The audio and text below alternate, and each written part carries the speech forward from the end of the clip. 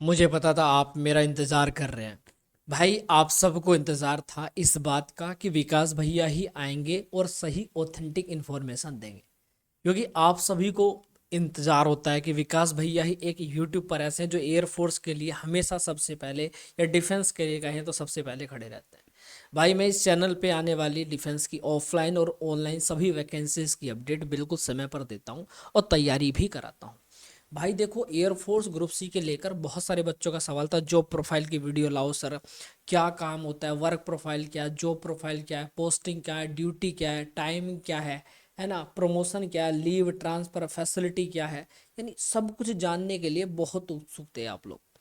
तो आइए आज की वीडियो से सारी फैसिलिटी के साथ साथ हम लोग पूरी कंप्लीट जॉब प्रोफाइल एक ही वीडियो में डिस्कस करेंगे। पूरे यूट्यूब पर छान लेना, अगर ऐसी वीडियो मिल जाए तो मैं वीडियो डिलीट कर दूंगा भाई, ठीक है। कंप्लीट इन्फॉर्मेशन दूंगा और सटीक दूंगा जो कि ऑफिशियल है भाई, ठीक है। चलो आ जाओ। तो कहने का मतलब है, सबसे पहले मैं बता देता हूँ, जो भी साथी फॉर्म नहीं भरा है भाई, भर लेना। 1 जून तक मौका है, ठीक है। 1 जून तक फॉर्म भरे जा रहे हैं, बढ़िया मौका है। साथ ही साथ इसमें 18 से 25 साल तक का युवा फॉर्म भर सकता है, ठीक है। ओबीसी को, अगर आप ओबीसी हो तो ओबीसी को 3 साल की छूट है। एससी एसटी को यहाँ पर 5 साल की छूट रहती है, ठीक है। तो अपना समय रहते फॉर्म भर लीजिएगा। साथ ही साथ अगर मैं आपसे बात करूं कि बहुत सारे बच्चे सर क्वालिफिकेशन 10वीं पास की भी पोस्ट है और 12वीं की भी पोस्ट इसमें, और इसमें ग्रेजुएशन की भी होती है, पर इस बार ग्रेजुएशन की नहीं आई तो ध्यान रखिएगा, ठीक है। और आप कहोगे सर फॉर्म कैसे भरे, पता कैसे चलेगा। अरे यूट्यूब, किसके पास यूट्यूब नहीं है, यूट्यूब पर सीधा लिखो एयरफोर्स ग्रुप से न्यू वैकेंसी फॉर्म कैसे भरें, तुम्हारे भाई की सबसे पहले वीडियो आएगी, फॉर्म स्टेप बाय स्टेप कैसे भरना है। ऑफलाइन फॉर्म भरा जाता है, मैंने इसमें बता रखा है, और फॉर्म कहाँ मिलेगा वो भी मैंने इस वीडियो के अंदर बता रखा है, ठीक है। तो एक बार वीडियो को अच्छे से ध्यान से देख लेना, ठीक है भाई। चलो अब आ जाओ यहाँ पर, पॉइंट पर काम करते हैं। अब सबसे पहले समझ लो वैकेंसीज के बारे में सारी डिटेल, ठीक है भाई। सबसे पहले वैकेंसीज के बारे में सारी डिटेल जान लो, समझ लो। ये है नोटिफिकेशन, जो अभी वैकेंसी आई है इसका कंप्लीट नोटिफिकेशन आउट हो गया है। इसी को देखते हुए सारी चीज़ें अपन लोग को चलनी है, ठीक है भाई। आ जाओ। अब बात करते हैं सर कैसी वैकेंसी है भैया। ऑल इंडिया लेवल पर वैकेंसी आई है, यानी आप भारत के किसी भी कोने से आप फॉर्म भर सकते हैं। मेल और फीमेल दोनों कैंडिडेट के लिए वैकेंसीज हैं, और 10वीं 12वीं पास बच्चा यहाँ पर फॉर्म भर सकता है। इसके अंदर सिंगल एक एग्ज़ाम है मेरे भाई, कोई डिग्री डिप्लोमा नहीं चाहिए। 50,000 तक सैलरी जाती है, और फिजिकल भी इसके अंदर नहीं है, ठीक है भैया। तो जो फॉर्म भरना चाहता है, मैं इस यूट्यूब चैनल के माध्यम से तैयारी भी कराता हूँ। ये पिछले बैच है, देख सकते हो, ठीक है भाई। इस बार भी ये 25 वाली वैकेंसीज की भी तैयारी कराई थी, अब 24 वाली की भी कराऊंगा। तो जो बच्चे एप्लीकेशन के माध्यम से जुड़कर तैयारी करना चाहते हैं, M12 कूपन कोड लगाकर बैच को परचेस करके 199 में पूरा बैच मिल जाएगा। बेसिक टू एडवांस पूरा लाइव बैच है। इसके अंदर डाउट सेशन, पीडीएफ नोट सब कुछ इसके अंदर मिल जाएगा, जाकर एनरोल कर लीजिएगा। चलो अब करते हैं वीडियो की शुरुआत, टाइम वेस्ट बिल्कुल नहीं करेंगे। सबसे पहले समझना है कि कंप्लीट जॉब प्रोफाइल करना क्या है, क्या क्या चीज़ें, क्या फैसिलिटी, क्या चीज़ें, ठीक है। आओ देखो भाई, सबसे पहले मैं समझाऊंगा ग्रुप सी सिविलियन क्या है, सबसे पहले समझते हैं। ये वायुसेना की रीढ़ ही क्यों बोला जाता है। वायुसेना की रीढ़ क्यों बोला जाता है, जैसे आपने देखा होगा फ्रंट लाइन पर कौन होते, एयरमैन ऑफिसर्स, एयरमैन हो गए, ठीक है, या ऑफिसर्स हो गए। जो हवाई युद्ध जो होते हैं, या प्रत्यक्ष जो आपका कॉम्बैट ऑपरेशन होते हैं, जिनमें वो लोग काम कर रहे होते हैं। तो वायुसेना के जो बेस या रसद प्रशासन, तो हम इसकी बात करेंगे। इसमें 3 टाइप होते हैं। एक तो होता है एयरमैन, या हो गए आपके क्या ऑफिसर्स, जो युद्ध लड़ रहे हैं या किसी न किसी गतिविधि में लगे हुए हैं, और आप उनकी बैकबोन बोला जाता है। क्यों आप लोगों को वायुसेना की रीढ़ की हड्डी क्यों बोला जाता है, बैकबोन क्यों बोला जाता है। Group C civilian post air base का संपूर्ण संचालन करता है। क्योंकि मेरे भाई देखिए, वायुसेना की अगर बात करें, इसमें आप रसद हो, प्रशासन हो, या तकनीकी रख रखाव को सुचारू रूप से चलाने का जो जिम्मेदारी है वो ग्रुप सी कर्मचारियों की होती है। ये बिना वर्दी के वायुसेना के सच्चे सिपाही होते हैं। यानी एक चीज पहले ही समझ चुके हो कि आपको इसमें वर्दी नहीं मिलती, ठीक है। वर्दी वाली पोस्ट ये नहीं है। दूसरा, देखिए आपकी भूमिका किसमें है, सबसे पहले ये इंपॉर्टेंट होता है। देखो जैसे प्रशासनिक में आता है पोस्ट, एलडीसी हो गया, एमटीएस हो गया, स्टेनो हो गया, है ना। इनमें ड्यूटी क्या होती है, ऑफिस वर्क होता है। ऑफिस वर्क कैसे, अब आपको लग रहा होगा मैं हवाई जहाज में उड़ूंगा, ये है वो है, तो मैं आपके मन के सारे भ्रम दूर करूंगा भाई। देखो आपने आर्मी का कैंट देखा है? क्या वो हमेशा बीएसएफ पे खड़े होते हैं? बताओ। आर्मी का हर बंदा बीएसएफ पे खड़ा है क्या? नहीं ना। हर बच्चा कहीं सीमा पे ही खड़ा है क्या? नहीं ना। कैंट में भी है ना।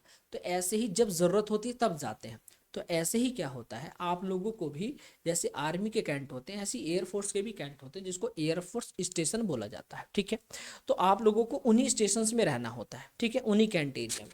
तो क्या होगा, आपकी ड्यूटी क्या रहती है, जो ऑफिस वर्क हो गया, फाइल मैनेजमेंट हो गया, बेस की ट्रेनिंग, जो आपका दैनिक प्रशासन वाला काम यानी क्लैरिकल जो काम है वो आपका हो गया। स्टैनो वाला स्टैनो कर रहा है, एमटीएस वाला मल्टीपल टाइप के उनको काम दे रखे हैं, एलडीसी वाला टाइपिंग वगैरह कर रहा है, डाटा कलेक्ट कर रहा है, डाटा चढ़ा रहा है। क्वालिफिकेशन 10वीं पास है एमटीएस के लिए, और 12th पास है स्टैनो एलडीसी के लिए। ठीक है, ओके भैया। साथ ही साथ अगर आप टेक्निकल पोस्ट में जाते हो तो पोस्ट में इसमें आप फिटर में जा सकते हो, कारपेंटर में, इलेक्ट्रिकल में, सीएमटीडी ड्राइवर में। ठीक है। ड्यूटी क्या रहती है, उपकरणों का रख रखाव, एयरबेस की तकनीकी मरम्मत, या हैवी व्हीकल ड्राइविंग। ठीक है। तो अगर आप ड्राइवर के लिए करोगे तो ड्राइविंग हो गया, इनमें जाओगे तो आपका टेक्निकल काम हो गया। क्वालिफिकेशन 10वीं पास है, प्लस में अगर आईटीआई या कोई आईटीआई का रखा है तो आप टेक्निकल पोस्ट में जाओगे। ड्राइवर में क्या चाहिए, 10वीं के साथ साथ ड्राइविंग लाइसेंस चाहिए। ठीक है, ओके। अगर आप लॉजिस्टिक या आपका सपोर्ट उसमें जाना चाहते हो, जैसे आपका स्टोर कीपर, मैस स्टाफ, सफाई वाला, कुक, इनमें जाते हो तो उपकरणों का स्टॉक, ठीक है, एयरमैन बेस का संचालन और बेस की स्वच्छता करना। तो इसमें 10वीं 12वीं या कोई एक्सपीरियंस है तो भर सकते हो। ठीक है भैया, चलिए। अब बात आती है चरणों की कठोरता क्या है सर। देखो, सबसे पहले इसमें कठोरता नहीं होती है, क्योंकि सिंगल एक ही एग्जाम है। इस एग्जाम को क्रैक करोगे तो आपका क्या होगा, यहाँ पर स्किल टेस्ट होता है, ट्रेड टेस्ट होगा, उसके बाद फिजिकल और मेडिकल, देन आपका सिलेक्शन यहाँ पे सुनिश्चित करा दिया जाता है।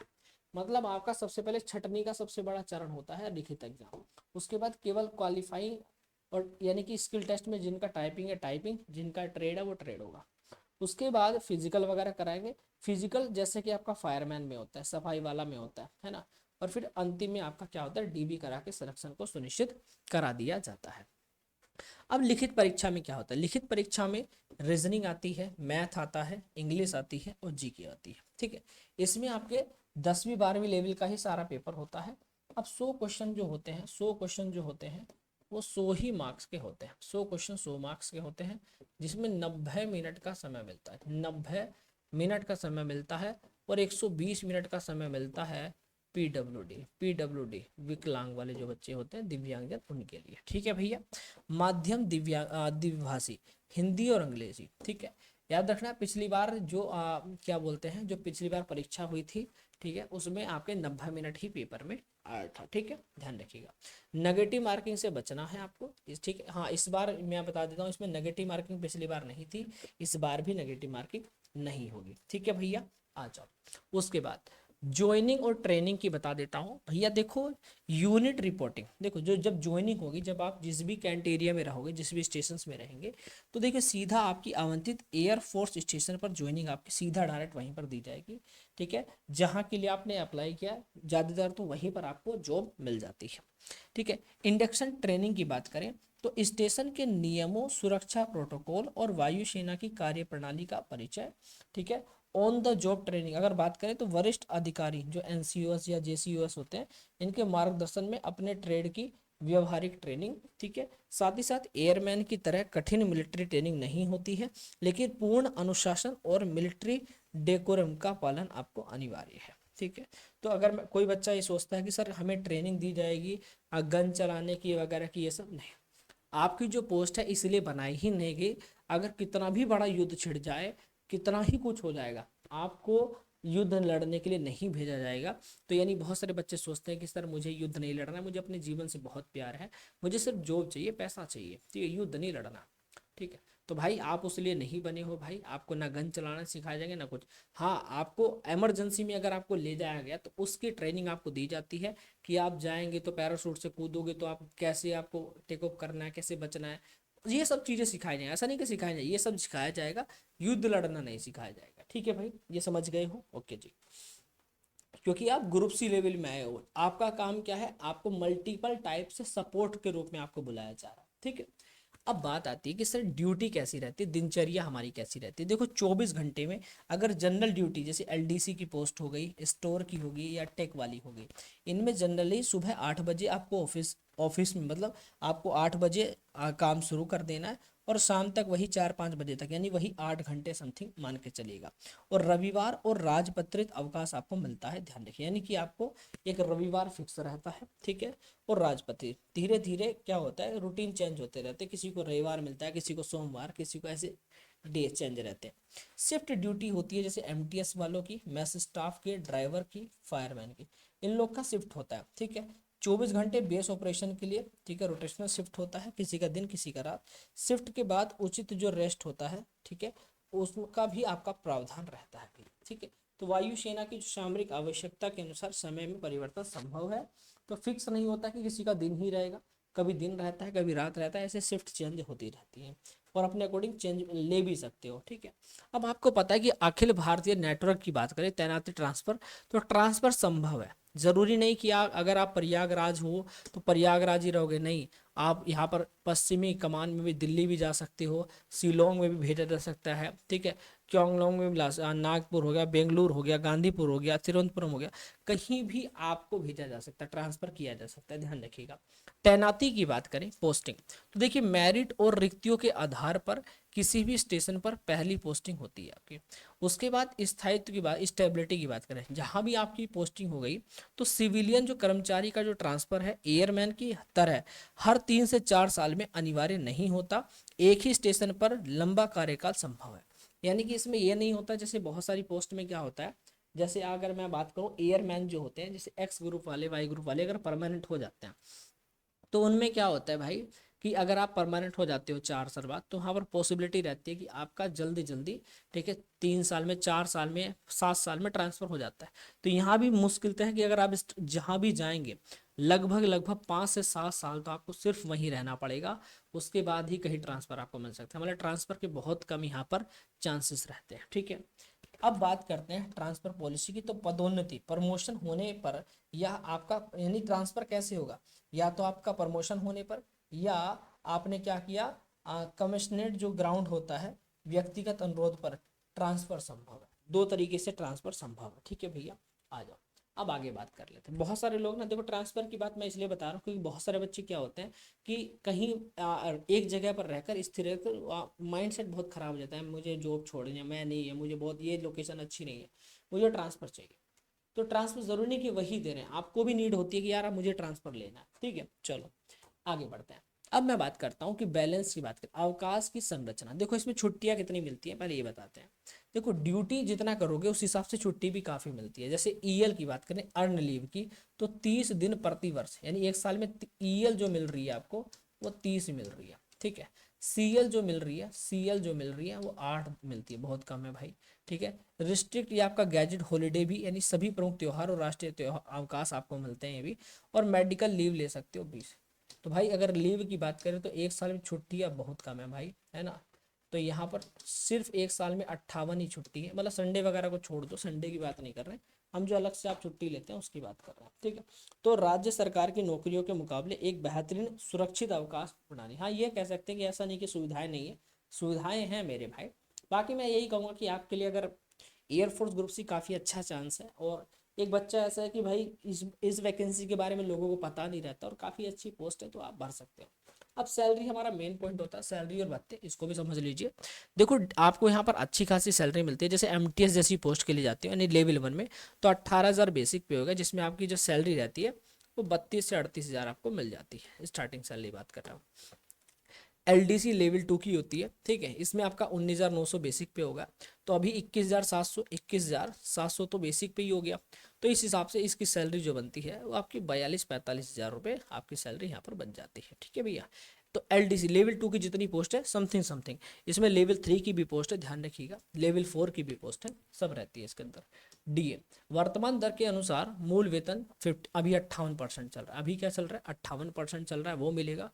एचआरए आपको सिटी के अकॉर्डिंग मिलता है, आपको कैसी सिटी में जॉब मिल रही है, एक्स सिटीज़ में 27%, वाई में 18 और जेड में 9% मिलता है एचआरए। ड्रेस अलाउंस की बात करें तो वर्दी ड्रेस कोड के रख रखाव के लिए, तो जो आपको कपड़े मतलब वो वाली ड्रेस नहीं मिलती, पर हाँ ड्रेस कोड तो आपका भी होता है, तो उसके लिए भी आपको पैसा मिलता है भैया, ठीक है, अलाउंसेस मिलते हैं। ट्रैवलिंग अलाउंस के लिए भी आपको ड्यूटी आने जाने का भी आपको भत्ता मिलता है। तो बढ़िया सैलरी मिल रही है भाई, कोई दिक्कत की बात नहीं है। साथ ही साथ मैं फ़ायदे की बात करूंगा, पहले प्रमोशन बता देता हूँ, फिर मैं फ़ायदे बताऊंगा कि आपको एडवांटेज क्या है, ठीक है। आ जाओ। देखो सबसे पहले डीपीसी की अगर मैं बात करूं, पदोन्नति वरिष्ठता जो है, सीनियोरिटी विभाग जो परीक्षाएं हैं यानी डिपार्टमेंटल एग्जाम के माध्यमों से तेजी हो सकती है। यानी अगर कोई बच्चा प्रमोशन लेना चाहता है तो वो ले सकता है, दो तरीके से ले सकता है, ठीक है। आ जाओ। देखो एंट्री लेवल होता है जैसे एमटीएस, एलडीसी, लेवल 1, लेवल 2, है ना। यहाँ से जब अगली पोस्ट पे जाओगे तो लगभग 3 से 5 साल, यानी पहला प्रमोशन 3 से 5 साल में ले सकते हो, फर्स्ट प्रमोशन, ठीक है। जैसे आपका दफ्तरी, यूडीसी, एलडीसी से यूडीसी हो गया, है ना। उसके बाद स्टोर सुपरिटेंडेंट हो गया, है ना। मिड करियर यानी ऑफिस सुपरिटेंडेंट, उसके बाद अगला प्रमोशन ले सकते हो सीनियर लेवल पर, जैसे सेक्शन ऑफिसर हो गया या ग्रुप बी जो गैजेट पोस्ट होती है, ठीक है। तो इस प्रकार हर 3 से 5 साल के अंदर आपका डिपार्टमेंटल एग्जाम के थ्रू आप ऊपर चले जाते हो, ठीक है। तो जरूरी नहीं कि एक बच्चा ग्रुप सी में एमटीएस में गया तो वहीं पड़ा हुआ है, ऐसा नहीं होता है, ठीक है। ये आपका माइंड सेट है, पढ़े रहोगे तो पढ़े रहना। देखो बाकी वैकेंसीज की तुलना ग्रुप सी की करता हूँ तो समझना। देखो बाकी वैकेंसी में क्या होता है, सामान्य ऑफिस आपकी राजनीति चल रही है। यहाँ पर क्या है, अत्यधिक अनुशासित और सुरक्षित और सामान्य जनक और मिलिट्री बेस, और सबसे बड़ी बात सम्मान वाली पोस्ट है। आप कहीं भी जाओगे, अगर आप कहोगे एयरफोर्स में हूँ तो यार इज्जत अलग मिलती है ना। दूसरी बात, सीमित सीजीएचएस और राज्य बीमा। यहाँ पर क्या है, बेस के अंदर सिर्फ स्टेशन मेडिकल सेंटर, इसमें देखो आपको पता है स्टेशन जो आपका एयरफोर्स स्टेशन होता है उसके अंदर मेडिकल सेंटर भी होता है, पूरी फैसिलिटी सिर्फ आपको नहीं आपके परिवार तक को मिलती है, ठीक है। तो आपको एसएमसी की तुरंत सुविधा आपको मिलती है। अगर आप अचानक से तुरंत आपको कुछ हो गया, आपकी पूरी जिम्मेदारी, 1 करोड़ का खर्चा होगा, सरकार तुरंत उठाएगी, ठीक है। अब बताओ, कोई विशेष सुविधा नहीं मिलती है बाकी जगह पर। यहाँ पर आपको सीएसडी पूरा कैंटीन स्टोर आपका डिपार्टमेंट की सुविधा मिलती है। चाहे तुम गाड़ी निकलवा लो, चाहे कुछ भी निकलवा लो, सब में फैसिलिटी, सबको सुविधा मिलेगी। स्वयं प्रतिबंधित फिटनेस की बात करें, यहाँ पर सब कुछ खुद करना है। यहाँ पर क्या विश्व स्तरीय स्पोर्ट जो आपका कॉम्प्लेक्स होता है, और आपको जिम वगैरह सब कुछ मिलती है इसके अंदर। तो भाई आपका बढ़िया रनिंग वगैरह सारी चीज, मतलब यहाँ तो आप फिटनेस के लिए बादशाह रहते हो। अब बात आती है कि भाई जो भी साथी इसमें रहते हैं उसमें फायदे क्या क्या मिलते हैं। देखो फायदे क्या है इसमें जुड़ने के, मतलब इसमें और एडवांटेज क्या है, जितना है उसमें और एड ऑन बता देता हूँ। देखो सीएसडी कैंटीन की सुविधा आपको मिलती है, जिसमें आपको टैक्स फ्री ग्रोसरी हो गया, इलेक्ट्रॉनिक सामान लोगे उसमें भी टैक्स नहीं, यानी जो भी सामान यहाँ मिलता है वो टैक्स फ्री मिलता है। इसलिए बहुत से लोग, जैसे आप कभी अपनी बेटी की गाड़ी में गाड़ी में अगर मतलब शादी में गाड़ी देते हैं तो वो लोग क्या करते हैं, कहीं कैंट से निकलवा ली, क्यों निकलवा लेते हैं, क्योंकि वहां से टैक्स फ्री मिलता है, तो लगभग 1.5-2 लाख रुपए कम हो जाता है वहाँ पे। इसीलिए तो भारी सामान सब लोग वहीं से टैक्स फ्री, ग्रोसरी, इलेक्ट्रॉनिक, वाहन खरीदने की सुविधाएं, ये हर महीने हजारों रुपए बचा देते हैं। तो वहां से हर चीज में फायदा मिलता है, इसलिए आपने देखा होगा ज्यादातर लोग वहां से कैंटीन से सामान लाते हैं, ठीक है। मेडिकल कवर होता है, कर्मचारी आश्रित परिवार के लिए स्टेशन अस्पताल में मुफ्त और उच्च स्तरीय चिकित्सा का पूरा, यानी कि आपको और आपके परिवार को पूरी सुविधा मिलती है मेडिकल की। सरकारी आवास और राशन भी मिलता है, यानी सरकारी आवास का भी भत्ता मिलता है, राशन भत्ता तक मिलता है यानी खाने का। तो बेस के सुरक्षित वातावरण में एएफपीए जो क्वार्टर्स होते हैं वो क्वार्टर भी मिलते हैं, और विशिष्ट पदों के लिए राशन भत्ता, यानी क्वार्टर मिलते हैं। अगर आप क्वार्टर में रहना चाहते हो तो सुटेबल है, ठीक है। ठीक है, तो कुछ सुटेबल क्या, क्वार्टर में ही रहना पड़ेगा, ठीक है। एयरफोर्स से सुरक्षित जगह पर रहना पड़े, क्वार्टर के अंदर रह लोगे, ठीक है। वैसे ये भी सुविधा देते हैं कि अगर आप बाहर रहना चाहते हैं तो बाहर भी रह सकते हैं, ठीक है। बट ड्यूटी टाइम पर फिक्स पे आना पड़ेगा। तो क्वार्टर भी मिलता है, अगर आप नहीं रहना चाहते तो बाहर भी रेंट देकर रह सकते हैं, ठीक है भैया, उसका पैसा मिलता है। वायुसेना का जीवन कैसा है, देखो भैया ऐसी बात है, सिर्फ एक नौकरी नहीं, एक जीवन शैली है।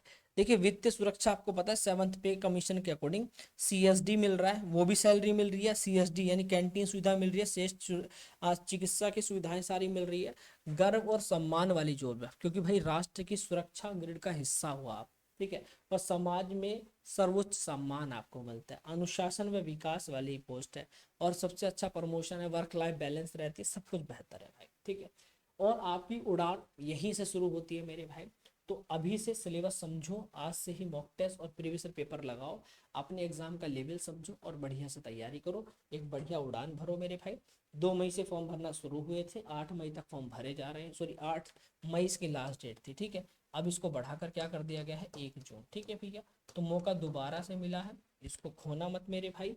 बाकी मैंने वीडियो यूट्यूब पर डाल दी है, अपना तैयारी शानदार रखना।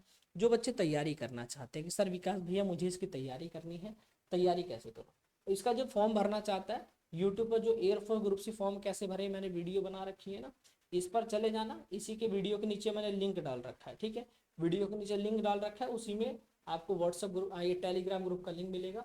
टेलीग्राम ग्रुप में जब जाओगे, ठीक है, वीडियो इस वीडियो के नीचे भी है टेलीग्राम ग्रुप, तो उस वीडियो को पहले देख लेना, समझ लेना कैसे कैसे फॉर्म भरना है, फिर आप इस वीडियो तक आओगे। इसी वीडियो टेलीग्राम चैनल पे ऐसे ऊपर स्क्रॉल कर लेना, यहीं पर मैंने ऊपर लिंक डाल रखा है, ठीक है, यहीं पर मैंने एक लिंक डाल रखा है, ये यहाँ पर देखो पिन है, जो भी बच्चे एयरफोर्स ग्रुप सी का फॉर्म भरना चाहते हैं, इस पर जैसे क्लिक करोगे यहाँ पर, तो यहाँ पर देखो पिन है मैसेज, इस पर मैंने क्लिक किया, तो यहीं पर आप देखो, आप जो यहाँ पर ये फॉर्म पड़ा हुआ है यहाँ पर आ जाओगे, यही फॉर्म है जो आपको भर के डाकघर में जमा करना है, एक बार इसको जरूर देख लेना। बाकी जो बच्चे अप्लाई करना चाहते हैं एयरफोर्स ग्रुप सी का फॉर्म, तो मालवीय क्लासेस ऑफिशियल ऐप को प्ले स्टोर से डाउनलोड कर लेना। इंस्टॉल करने के बाद आपको जाना है डिफेंस एग्जाम में। जैसे ही आप डिफेंस एग्जाम में जाएंगे, तो डिफेंस एग्जाम में सबसे ऊपर एयरफोर्स ग्रुप सी का बैच दिखेगा, ये 999 का बैच है, ठीक है, अभी ऑफर में एक 199 में मिलेगा, ठीक है। व्यू डिटेल पर क्लिक करना, ठीक है, ये 398 दिख रहा है, बाय नाउ पे क्लिक करना, ऐड आएगा स्किप करना, और यहीं पर आपको कूपन कोड का ऑप्शन आएगा, अप्लाई कूपन का, M12 लगा के अप्लाई कर देना। बाकी थैंक यू सो मच भाई, सबको जय हिंद जय भारत, खुश रहो, मस्त रहो, स्वस्थ रहो, तरक्की करो, जीवन में आगे बढ़ो, मैं आपके साथ हूँ। बाकी कोई भी कमेंट में जो भी आपको पूछना है पूछ सकते हो। देखो अपनी तरफ से प्रयास किया, बहुत अच्छी वीडियो बनाई, और मुझे उम्मीद है कि पसंद आएगी, एक बार प्यारी कमेंट कर देना। बाकी यूट्यूब पर जल्दी प्रैक्टिस शुरू करूँगा, और बाकी आपकी राय कैसी है, कैसी लगी वीडियो, कमेंट करके जरूर बताना। Thank you so much.